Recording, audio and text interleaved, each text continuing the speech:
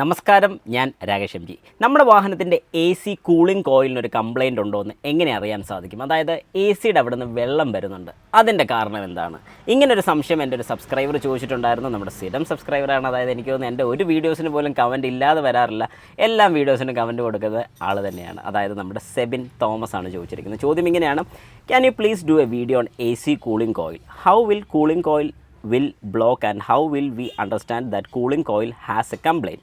In my car, service advisor recommended that cooling coil has a block. AC water little going in the pipe, the same water coming from hose discharge also, but cooling coming inside very well. That what is the solution and when it will be replaced? Okay, ചോദ്യം ഏകദേശം ഒരു idea എനിക്ക് കിട്ടി. കുറച്ച് അങ്ങോട്ടും ഇങ്ങോട്ടൊക്കെ പോകുന്നുണ്ട്. ഏതായാലും സംഗതി ഞാൻ വളരെ സിമ്പിളായിട്ട് പറഞ്ഞുതരാം. എ സി കൂളിംഗ് ഏതായാലും കുറവ് കാണിക്കുന്നില്ല. പക്ഷേ കൂളിങ്ങിൻ്റെ വാട്ടർ, അതായത് എ സിയുടെ എ സിയുടെ ഇവാപ്പറേറ്റർ അസംബ്ലിക്കകത്ത് നിന്ന് വരുന്ന വെള്ളം പുറത്തോട്ട് കൃത്യമായിട്ട് പോകുന്നില്ല. അങ്ങനെ കൃത്യമായിട്ട് പോകാതെ വരുന്ന സമയത്താണ് ഈ ഒരു പ്രോബ്ലം മെയിനായിട്ട് കാണിക്കുന്നത്.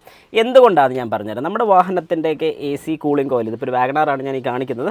ഏകദേശം നമ്മുടെ കൂളിംഗ് കോയിലൊക്കെ വരുന്ന പോർഷൻ എന്ന് പറഞ്ഞാൽ ഏകദേശം ഈ ഒരു ഗ്ലോ ബോക്സിൻ്റെയൊക്കെ താഴെ ഈ ഒരു പോർഷനിലായിട്ടാണ് നമ്മുടെ കൂളിംഗ് കോയിൽ അസംബ്ലി വരുന്നത്.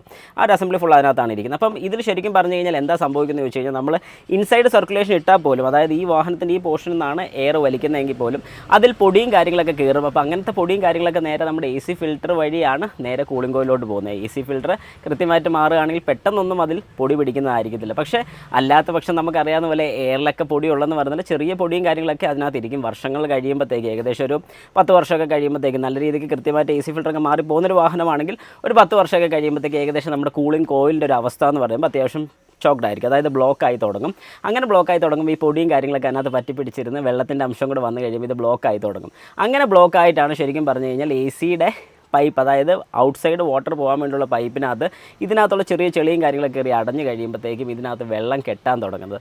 ആ വെള്ളം കെട്ട് വരുമ്പോഴാണ് നമ്മുടെ വാഹനത്തിൻ്റെ, പ്രത്യേകിച്ച് കോ ഡ്രൈവർ സൈഡിൻ്റെ ഈ പോർഷനിലോ അല്ലെങ്കിൽ അപ്പുറത്തെ പോർഷനിലോ വെള്ളം പതുക്കെ എ സി ഇട്ട് ഓടിക്കുമ്പോൾ കെട്ടാൻ തുടങ്ങും. പക്ഷേ എ സിയുടെ കാറ്റിന് നമുക്ക് അത്രയും പ്രശ്നം തോന്നില്ല, തണുപ്പിനും പ്രശ്നം തോന്നില്ല. പക്ഷേ കാറ്റ് ചെറിയ രീതിക്ക് കുറയും, നമ്മൾ ശ്രദ്ധിക്കാതെ പോകുന്നതാണ്. അപ്പോൾ ശരിക്കും പറഞ്ഞാൽ ഇങ്ങനെ എ സിയുടെ തണുപ്പ് കുറയും അല്ലെങ്കിൽ കാറ്റ് കുറയുന്ന സമയത്ത്, ഇപ്പോൾ ഒരു 4 ഇട്ടാലും നമുക്ക് ഏകദേശം ഒരു 2ൻ്റെ കാറ്റേ നമുക്ക് ഫീൽ ചെയ്യുന്നുള്ളെങ്കിൽ ഉറപ്പായിട്ടും കൊണ്ടുപോയി ചെക്ക് ചെയ്ത് നോക്കണം. എ സിയുടെ കൂളിംഗ് കോയിലിന് അടവ് വരുമ്പോഴത്തേക്കാണ്, അതായത് ഈ കൂളിംഗ് കോയിലിനകത്തൂടെയാണ് എയർ കയറി പോകുന്നത്. ഈ കൂളിംഗ് കോയിൽ അടയുന്ന സമയത്ത് ഒരു കാരണവശാലും ഇതിനകത്തൂടെ എയർ കയറി പോകത്തില്ല. അങ്ങനെ എയർ കയറി പോകാതെ വന്നു കഴിഞ്ഞാൽ ഉറപ്പായിട്ടും ഈ പറഞ്ഞ പോലെ കൂളിംഗ് കോയിലിന് പ്രശ്നമുണ്ട്. നമ്മൾ ഈ കൂളിംഗ് കോയിൽ അഴിച്ച് ക്ലീൻ ചെയ്ത് നീറ്റാക്കിയാൽ മാത്രം ക്ലിയർ ആകത്തുള്ളൂ. പക്ഷേ എയർ നന്നായിട്ട് വരുന്നുണ്ടെങ്കിൽ ഒരു കാരണവശാലും കൂളിംഗ് കോയിൽ അടവ് കാണത്തില്ല. അന്നേരം എ സി ഫിൽറ്റർ ഒന്ന് അഴിച്ച് നോക്കുക. എ സി ഫിൽറ്റർ അഴിച്ച് നോക്കി എ സി ഫിൽറ്റർ ബ്ലോക്ക് ഉണ്ടെങ്കിൽ മാറി വിടുക.